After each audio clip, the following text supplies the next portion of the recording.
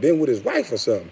The way he was talking about me in year 10, he was so fresh with it like it was year 1. Stephen A., you need some help, boy. I know alpha males like me make you mad because you ain't had no daddy, bitch. I'm probably the daddy that left your mama because she couldn't deal with your mama talking. And if she raised a bitch-ass son like you that do all that bitch-ass talking, nigga, that's why he left. He didn't want to hear all that goddamn bumping of the gun. He saw you and looked at your little scringy ass. You probably came out looking like a little bald-headed weasel already. And he looked at that shit and was like, and hauled the fuck ass. So now you got a bunch of emotions and you taking that shit out in the world. You was a punk bitch. You made millions from talking about an NBA. Hey, check this out. Let me show you how great I am, Stephen A. You've been kicking that jazz, right? That I'm a bust, I'm a this, I'm a that. Imagine how good a kid gotta be for you to kick that jazz and I still kept getting signed. Let me give you another fun fact. When I was with the Charlotte Bobcats, I was averaging a double-double in 2 quarters. I got hurt in the beginning of the season. Tyrus Thomas got 8 and 8 points because he was with the Chicago Bulls. He had 8 points, 8 rebounds. That got him $40 million with the Charlotte Bobcats. That year, I think I finished with around the same numbers as Tyrus Thomas. Matter of fact, DeAndre Jordan averaged 8 and 8 for the Clippers. And I guess his 8 and 8 was better because he was dunking it, but it was still 8 and 8. And I think he got, what, $60, $70 million? Because my name is Kwame Brown, and because a nigga been on the radio talking about, bonafide squad, he's a squad. My same numbers that I got that parallel with these guys' number right. Imagine being my agent, having the same analytics and the same numbers as players. They're giving $70 and $80 million. And because my name Kwame Brown, and because Stephen A. Smith and all of the media labeled me a bust, the fans run the show. The fans run these arenas. How many fans would have been happy at the time if they signed Kwame Brown for $80 million after Stephen A. Smith is yelling up and down the street saying I'm a bust and been to college campuses saying I'm a bust? So the money that I should have got from Golden State, it should have been $7, $8 million a year for 4 to 5, maybe 6 years, because that's what my play warranted. But because they were afraid of Stephen A. Smith and the media and what it was going to look like, they gave me $7 million for 1 year in Golden State. Ain't that better? You think I'm still crazy? I don't know what it is about the NBA, and I don't know what it is about the media that attack us black athletes, especially ones like me that go around them white folks. They've been trying to call me crazy from the get-go. They took me to a Greek restaurant in LA at 18 from the hood. And I asked them, why the fuck are we at a Greek restaurant? And they go, oh, you'll like it. See, that's when the brainwashing starts. People try to tell you what you like and tell you what you want. But guess what I wouldn't let them do? Tell me what I like. And guess what I told them? I don't like this shit. So I got my 18-year-old ass up and I walked out of the restaurant and I walked across the street and I got what I wanted to eat. Ask them about that story.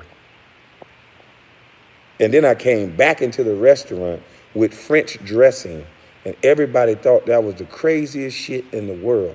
I don't eat goat cheese and all this peanuts and all this shit you put on a salad. You son of a bitch, I'm 18 years old. What the fuck are you talking about? What was your son eating at 17, 18? McDonald's? So that's what the fuck I was eating.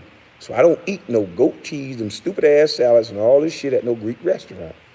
So when I went, because I'm not going to let you control my mind. So they saw, they like, God damn, this boy don't do everything somebody tell him to do.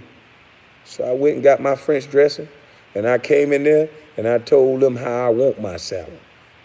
They thought I was crazy. I said, I don't want goat cheese, pecans, raisins. I said, do y'all got any regular motherfucking salads? 18 years old, talking to them like this. Do y'all got any regular damn salad? What the fuck I'm going to do with this? They said, what's a regular salad? Go get me some lettuce. Make it like my mama. Put my mama's cooking on this shit. Since y'all want to be a 5-star Greek-ass restaurant, if you can't do what my mama do, I'm leaving this bitch now. So sprinkle some of my mama's cooking on this salad. I said, I want you to boil me a hard-boiled egg, and you cut it up and you put that motherfucker on there, okay? Listen to me good, nigga. I want a hard-boiled egg. I want some tomatoes. I want cucumbers. Put extra tomatoes on there, because my mama used to put the tomatoes on there, and I sprinkle a little salt on it. And give me some cucumbers, and make sure you mix that shit in good, and that's all I want. That's how we eat our salad, motherfucker. I ain't Greek. Always trying to make somebody into what y'all want them to be. And guess what, bitch? It didn't work then, and it won't work now. But Stephen A. bitch, now that I know you an implant hoe, you were put on me, boy. You an implant ass nigga. They put you on me, boy. But they couldn't put you on me good enough. You couldn't be the 18-year-old bitch and you had the mic. I bet you won't talk now, ho. I bet you won't talk now. Because your life, we need to see your life at 18, and we need to see what you was doing before you met Kwame Brown. Bitch, you talking about me, but I'm the best thing that hit your life, you bitch. Since you met Kwame Brown and uttered those famous words, bona fide scrub, which you was projecting onto me, because, bitch, you the real bona fide scrub. And guess what? That scrub coming to get on that ass.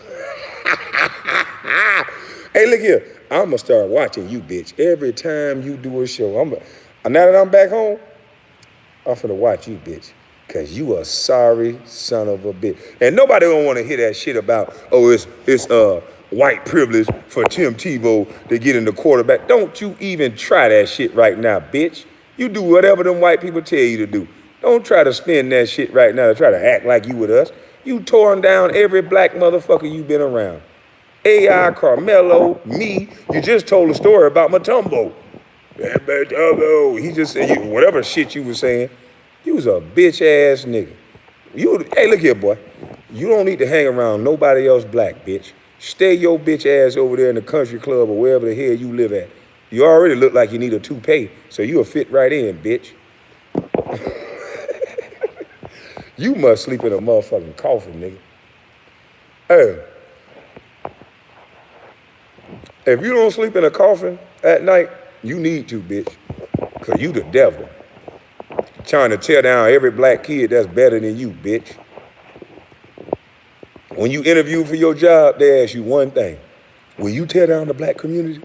And you say, hell yeah, yeah, yeah, yeah, yeah. You did it just like this, yeah, yeah, yeah. And they gave you that pen, bitch. They say, prove it. And your ass went to work. Kwame Brown, you bitch ass world. He can't even. Look how you talk about me, bitch. So you mean to tell me both things can't be true at the same time? So you mean to tell me MJ and all them scouts watched me not be able to walk, run, jump, shoot, and all this shit, and still drafted me? Don't call me Kwame, bitch. Call me Houdini then.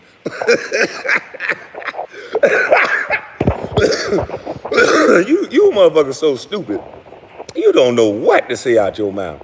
So I'm just Harry Houdini. I showed up at the draft. They put me against all these niggas. They put me against Tyson twice. So when Tyson got there, what does that say about Tyson and all these players that I kicked their draws in their ass? What does that say about these players? When I can't walk, I can't shoot, I can't shot. Because, boy, look here. Every time I saw Tyson and Eddie, boy, I was on their ass. Yeah. Even with MJ on the floor, I told him one day, now, hold on now, you're going to have to give me this goddamn ball. I can't let these niggas be out here and you don't give it to me now. I think I got thrown out the game in Chicago. I was so goddamn mad.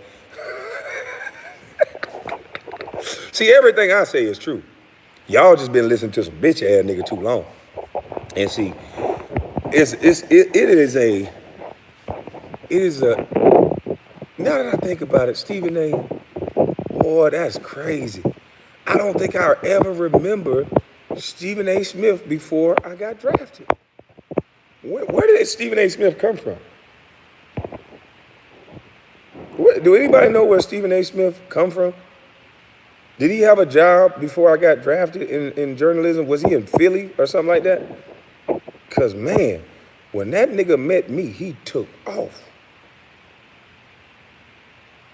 Huh? That man took off.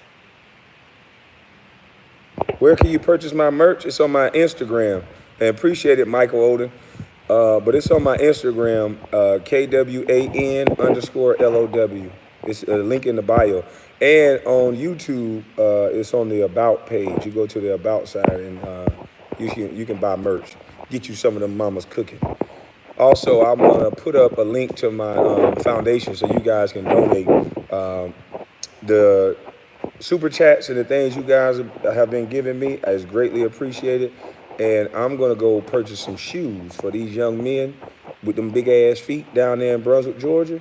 And I'll be doing a video showing you guys when I pass out shoes. See, I ain't the type of nigga that run in the march in the street.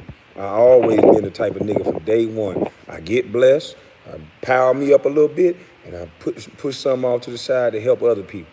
See, from day one, go look at any interview, go look at anything I ever said. Y'all got bitch ass niggas trying to steal my mama's cooking. You son of a bitch, Stephen A. Woo, boy, you ain't shit. You gonna get exposed, boy.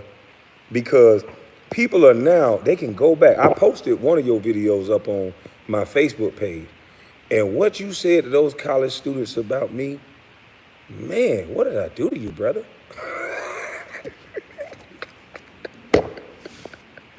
Hey, look here. Listen here, man. Your white daddy gave you a hell of a script. I mean, it's 10 years in. I mean, y'all shouldn't be like that because you ain't even tell them kids that, look here, over your lifetime, 1 year of this man's salary you not gonna make. You ain't tell them that. You told them all the negative. Cool, let's go with that. I'm a bust, I can't shoot, I can't do nothing, but you didn't tell them kids they're gonna stay in the school for 4 years, accumulate debt that they gotta pay somebody back, $70,000, $80,000. I walked into $12 million at 18 without owing nobody shit. Actually, I'm lying. My mama had my name on the light bill. And some of you bet not laugh because your name was on the light bill too. So my credit and shit was fucked up. Like this. I don't want to talk about my mom. But anyway, my mama's cooking, nigga. But y'all could have told them motherfuckers. Kwame lost his damn mind. I sure did. But anyway, y'all could have told them motherfuckers the other side of the coin. You could have told them that 1 year of this man's salary, after you said he's a bust, I mean, he didn't work on his game. I don't know how the fuck he made it 10 years. That's what you should have said because you didn't say that. Because you could have brought the analytics there, but you didn't because you're a bitch. But you gave one narrative and one side of the story, sir. Why didn't you tell them going to that college is going to force them in debt right away? And having that job that pay you $100,000 a year, which probably you won't get right out of college because you have no experience. So this college dream that you was pushing, you little bald head bitch, that most kids come out of school and they make 50, 60, unless you go for a specialty degree, you might get 70, 80, and you work your way up. But then higher that you go, most of you come out of school, $80,000 in debt. You'll never pay that off, never. So for them not to tell you the other side of the coin, it leads me to believe that this was like a mission for them. Don't you young niggas be great? Don't you motherfuckers come out of that? Because I would have only went to college in order to get a job, correct?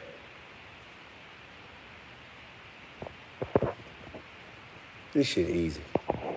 My mama's cooking. Thank you, mama. Thank you for giving me your cooking. I appreciate you. And you little young niggas, y'all better listen to y'all mama's cooking. If you got a good mama and she's telling you the do's and don'ts, she telling you to stay away from that nigga, he trouble, you better listen to your mama's cooking. I'm telling you, a lot of things that happen to you is because you niggas don't listen. Listen to your mama's cooking. She trying to help you. And if your father in there with you, nigga, listen to your daddy's cooking too. His shit, I got to figure out what I'm going to do for daddy's cooking. We can't sprinkle for daddy. We got to pound for daddy or something. Daddy got to be hard. But, oh, wait. I want to be all-inclusive. Daddy can do this too, I guess. All-inclusive. We ain't judging. What do you say? For some big-ass feat, the NBA did injustice, keep you silent for the public. You won't find one interview where we just talking. Not one. Not one. This entire time, you've heard other people talk about me. And even when there's one interview, I'm lying. There's one interview after I'm retired. I'm in LA. They brought me in. It was like a 30 or 40-minute interview, but they let out 3 minutes of the interview. And I think the title that they put up there was Kwame Brown tries to regain the narrative of his career. He can't make it up. They didn't challenge none of it. They put 3 minutes of a 30-minute interview. And then the title said it all. It don't matter what they say about Kwame Brown, it got to start and end with negativity. I've worked with the Kidney Foundation in LA. I've done all kind of toy drives. I work with Mattel Toys. They ain't ran none of that store.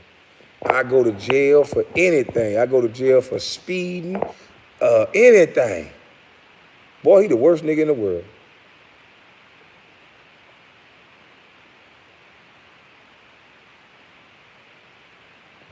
Hey, where White Mamba at? Scalabrini, where you at, White Mamba? White Mamba.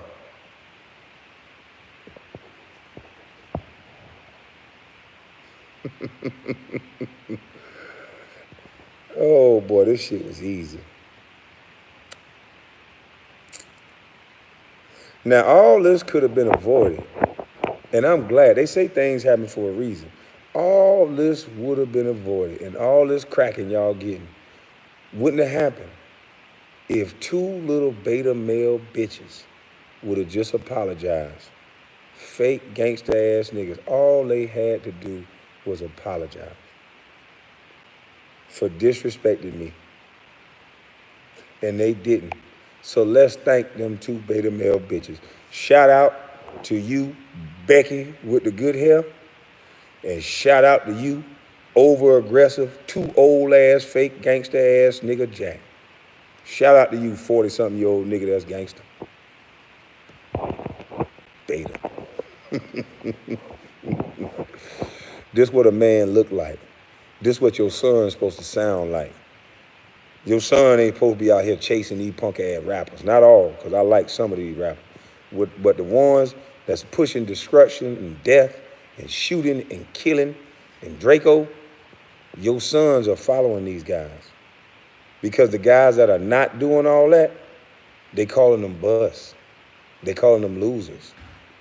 But see, the guys that they promote is insecure little bitches that jump gates and scare their kids and fight another nigga because you couldn't handle your woman.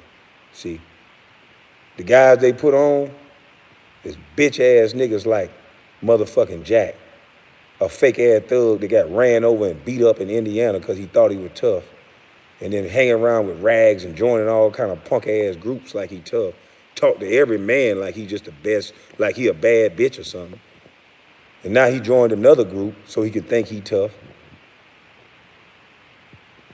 Those are the type of motherfuckers that get on a podcast.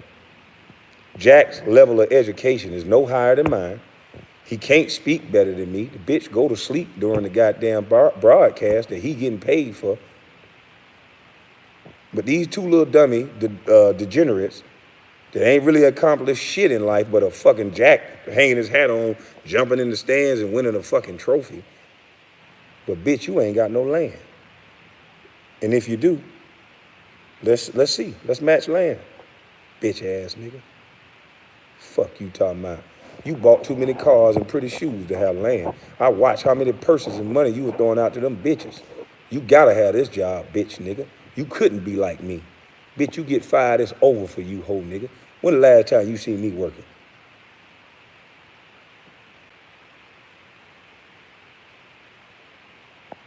And you think you a hell of a nigga.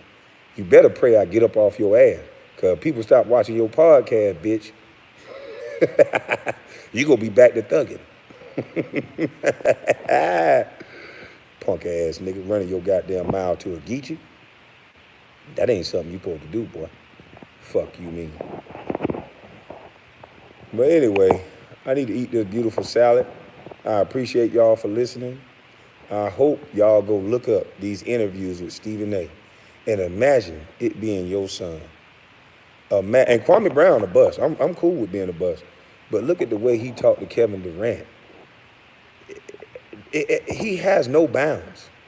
So you talked about me because I'm a scrub. Cool, I'll go for that. I'm a bitch ass bust. Why you talk to Kevin Durant like that?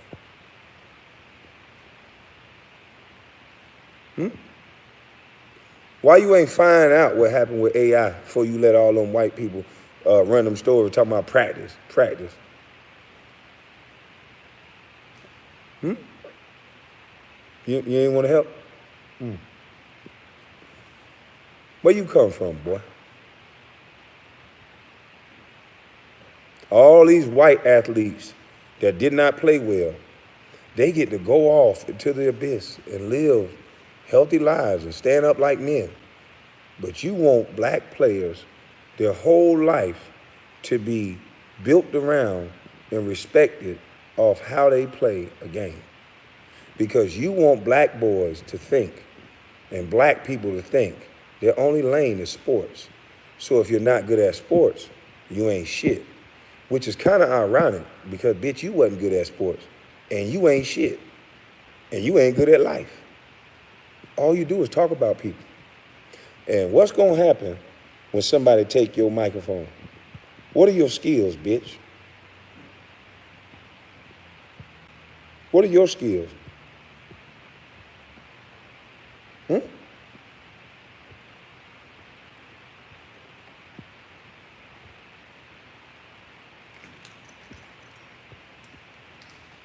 If they listen to their moms, if they listen to their Khadijah Jenkins, appreciate it. If they listen to their mama's cooking, they would know not to talk about a man without a job. They'll get what they deserve.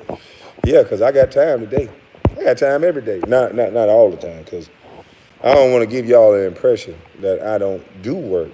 I just don't work for anybody. When I get on my tractor and I move that dirt around and I cut some trees and I work on any building or I pay somebody to work on any building, it's my building. When I'm on the land and I'm moving the dirt, it's my land. It's my tractor. It's my dirt. Jack, you don't got jack shit but a big ass mouth, bitch. You and that pretty bitch.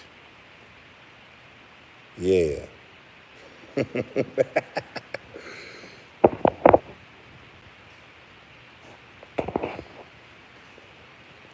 Where they at? They in here?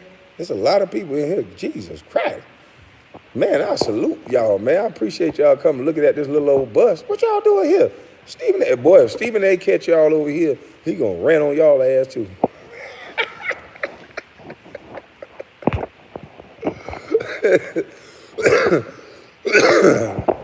No, but see, I don't want to blame them too much for being mindless sheep.